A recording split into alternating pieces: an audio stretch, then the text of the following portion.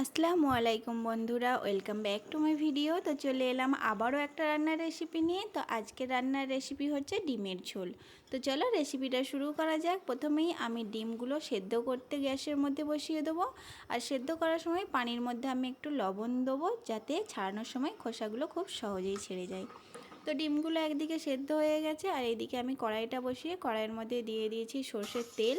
দিয়ে তেলটা গরম হবার পরে আমি ডিমগুলো এর মধ্যে ছাড়িয়ে দিয়ে দিচ্ছি। তো ডিমের সাইডগুলো আমি একটু করে কেটে নিয়েছি, যাতে মশলা বা ঝোলটা এর ভেতরে ঢুকতে পারে। তো আমি লবণ আর হলুদ দিয়ে এটা ব্রাউন করে ভেজে নিচ্ছি।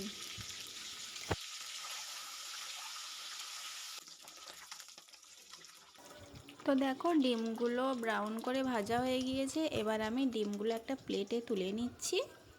তো ডিমগুলো তুলে নেবার পর ওই একই তেলের মধ্যে আমি দিয়ে দিচ্ছি গোটা জিরে। তারপরে জিরেটা একটু নেড়ে নেবার পরেই আমি ওতে দিয়ে দিচ্ছি পেঁয়াজ কুচি। আমি এখানে 3টে পেঁয়াজ কুচি করে নিয়েছি। তো পেঁয়াজটা আগে তেলের মধ্যে হালকা করে নেড়ে নিচ্ছি। তো পেঁয়াজটা হালকা করে নেড়ে নেবার পর আমি এতে দিয়ে দিচ্ছি আদা রসুনের পেস্ট। আদা রসুনের পেস্ট আর পেঁয়াজটা আমি তেলের মধ্যে ভালো করে ভেজে নিচ্ছি। পেঁয়াজ আর আদা রসুনের গন্ধটা যখন চলে যাবে, তখন আমি এর মধ্যে দিয়ে দিচ্ছি ক্যাপসিকাম আর কাঁচা লঙ্কা। তোমরা চাইলে এখানে আরও কাঁচা লঙ্কা অ্যাড করতে পারো। যারা ঝাল বেশি খাও তারা কাঁচা লঙ্কা বেশিই দিতে পারো। আমরা তো ঝাল একদমই খাই না, তাই আমি 2টো কাঁচা লঙ্কা দিয়েছি। তো সবগুলো দেওয়ার পরে এটা ভালো করে নাড়াচাড়া করে নিয়েছি। তারপর এর মধ্যে এবার একটা একটা করে মশলা আমি অ্যাড করে দেবো।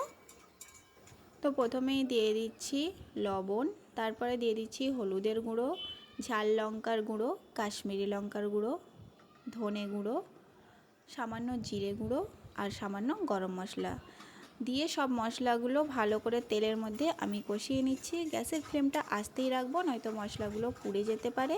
তো সামান্য নাড়াচাড়া করার পরে আমি এতে সামান্য পানি দিয়ে দেবো। পানি দিয়ে গ্যাসের ফ্লেমটা আস্তে দিয়ে আমি মশলাটা রান্না হওয়ার জন্য ঢাকনা দিয়ে রেখে দেবো।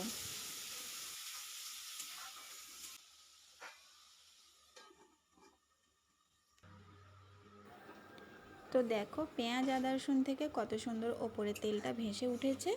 তো এইবার এটাকে নাড়াচাড়া করে নিচ্ছি ভালো করে। দিয়ে আমরা যতটা পরিমাণ ঝোল রাখতে চাই ততটা পরিমাণ দিতে হবে, তার থেকে একটু বেশি পরিমাণ দিতে হবে, কারণ এইটা আরও রান্না হয়ে আরও কমে যাবে।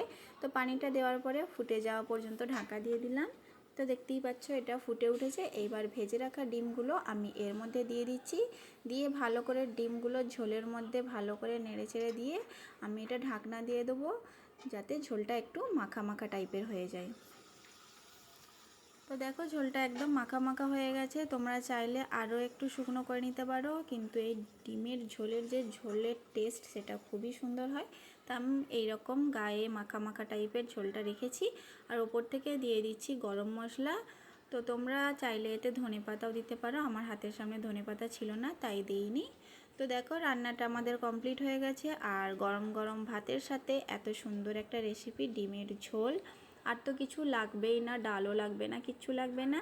তো আজকের রেসিপিটা এই পর্যন্তই। রেসিপিটা তোমাদের কেমন লাগলো কমেন্টে অবশ্যই জানিও। আর ভালো লাগলে লাইক কমেন্ট শেয়ার আর চ্যানেলটিকে সাবস্ক্রাইব করে দিও। সবাই ভালো থেকো, সুস্থ থেকো। আল্লাহ হাফেজ। দেখা হচ্ছে নতুন কোনো ভিডিওর সাথে।